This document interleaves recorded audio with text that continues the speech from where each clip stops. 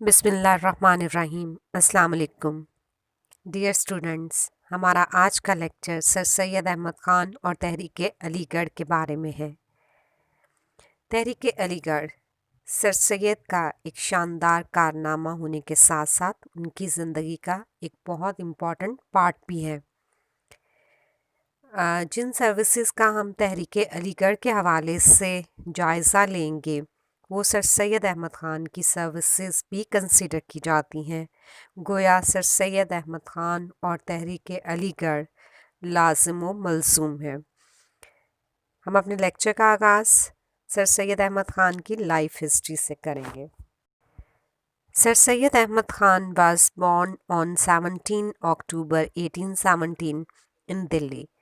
Sir Syed Ahmad Khan 17 October 1817 को दिल्ली में पैदा हुए। He belonged to a respectable family of Sayyids who was connected to the Mughal court. उनका ताल्लुक एक मुअज़्ज़ज़ सादात ख़ानदान से था जो मुगलिया दरबार से वाबस्ता था।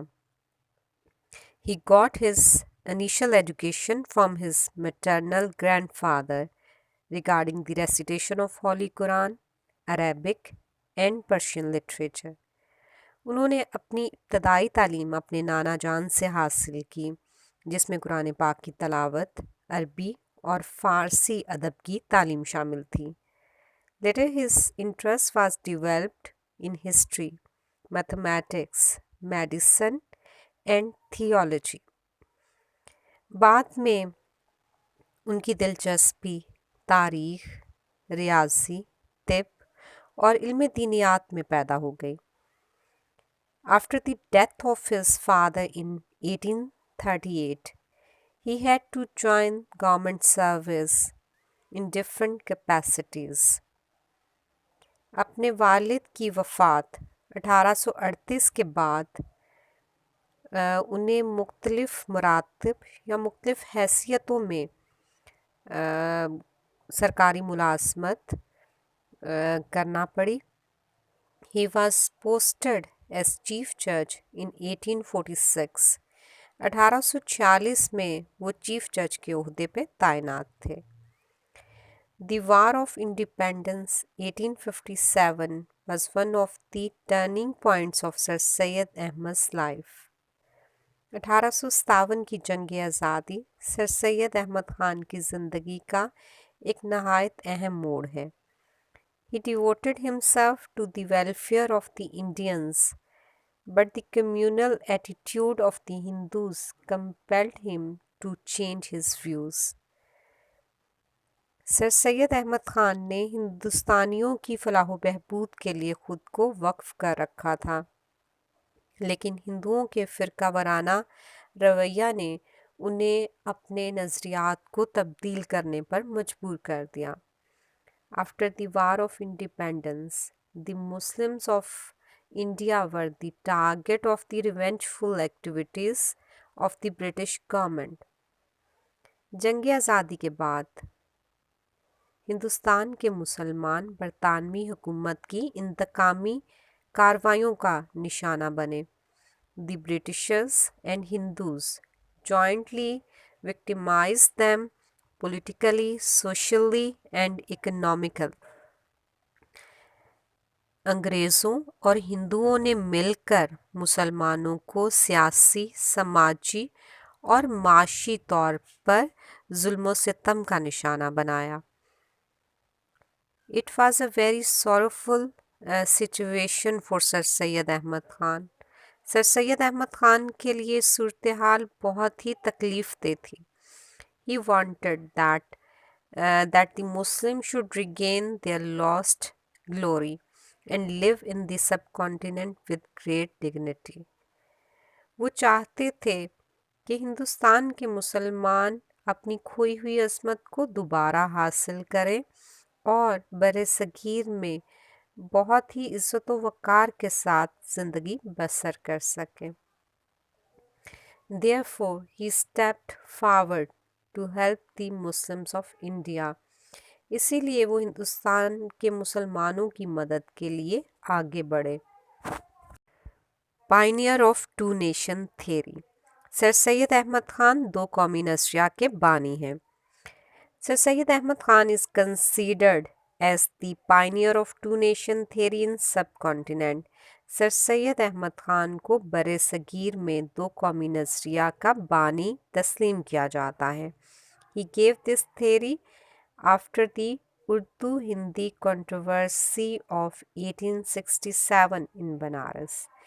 दो कौमी नज़रिया सर सैयद अहमद खान ने बनारस में 1867 में होने वाले उर्दू हिंदी तनाज़े के बाद पेश किया. कॉन्सेप्ट ऑफ नेशन, कौम का तसव्वुर.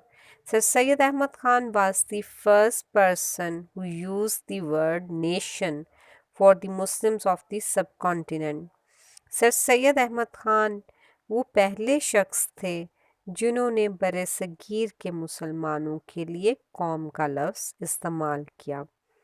अलीगढ़ मूवमेंट, तहरीक Aligarh. After the War of Independence 1857, the British government implemented a new educational policy with drastic changes. 1857 की जंग आज़ादी के बाद बरतानवी हुकूमत ने बेहद सख्त तब्दीलियों के साथ नई तालीमी पॉलिसी नाफिज की. The policy restricted Arabic, Persian and religious education in schools. इस पॉलिसी के तहत स्कूलों में अरबी, फ़ारसी और मज़हबी तालीम पर पाबंदी आयद कर दी गई. And made English as the only medium of instructions as well as the official language. और अंग्रेज़ी को हदायत का वाहिद ज़रिया बना दिया गया और इसके साथ साथ अंग्रेज़ी को सरकारी ज़ुबान का दर्जा भी दे दिया गया. Sir Syed Ahmad Khan launched the Aligarh movement in these circumstances. Sir Syed Ahmad Khan ने इन हालात में तहरीक अलीगढ़ का आगाज़ किया. Objectives of the Aligarh movement, तहरीक अलीगढ़ के मकासद. अब हम सर सैयद के उन मकासद का जायज़ा लेंगे जो हमें तहरीक अलीगढ़ में कार फरमा नज़र आते हैं. To build confidence between the British government and the Muslims of India. बरतानवी हुकूमत और हिंदुस्तान के मुसलमानों के दरमियान एतमाद की फ़ज़ा कायम करना. To motivate the Muslims to learn English. मुसलमानों को अंग्रेज़ी सीखने की तरफ राग़िब करना. To realise the Muslims about the importance of education. Hindustan के मुसलमानों को तालीम की अहमियत से रोशनास करवाना. To provide the Muslims an ideal educational atmosphere and educational facilities. Hindustan के मुसलमानों को मिसाली तालीमी फ़िज़ा और तालीमी सहूलतें फ़राहम करना. To persuade the Muslims to abstain from politics of agitation. मुसलमानों को एहतजाजी सियासत से इज्तनाब करने पर राग़िब करना. to produce an intellectual class of Muslims who can lead their nation. और मुसलमानों में एक ऐसा दानिश्वर तबका पैदा करना जो कौम की रहनुमाई कर सके. तो ये वो अहम मकासद थे जिनके लिए सर सैयद अहमद ख़ान ने तहरीक अलीगढ़ का आगाज़ किया. और इसका बुनियादी मकसद ये था कि मुसलमान अपने माजी की शान व शौकत को दोबारा से बहाल कर सकें और तालीम हासिल करके जदीद तकाज़ों के तहत तालीम हासिल करें और अपनी ज़िंदगियों को بہتر بنا سکیں اور ایک باعزت زندگی گزارنے کے قابل ہو سکیں۔